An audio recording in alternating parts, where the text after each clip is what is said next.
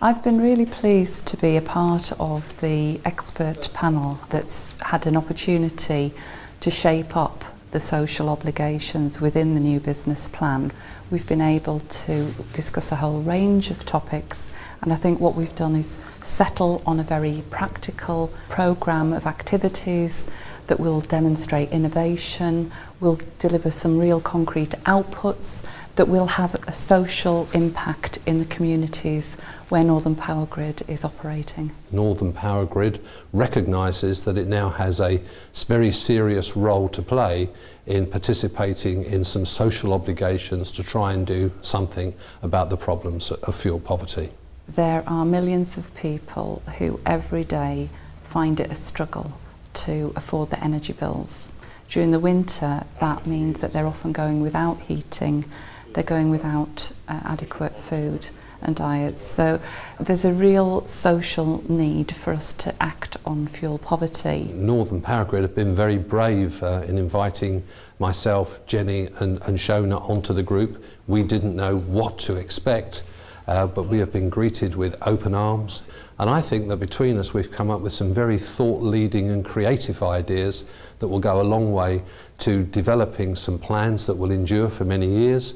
We will start with the very first steps, but they've demonstrated real commitment, an ambition and desire to see this going throughout the whole of the business. We're really learning a lot from each other through this group as what will be the best solutions for some of these big social challenges. The social agenda now is very important because energy prices are going in the wrong direction.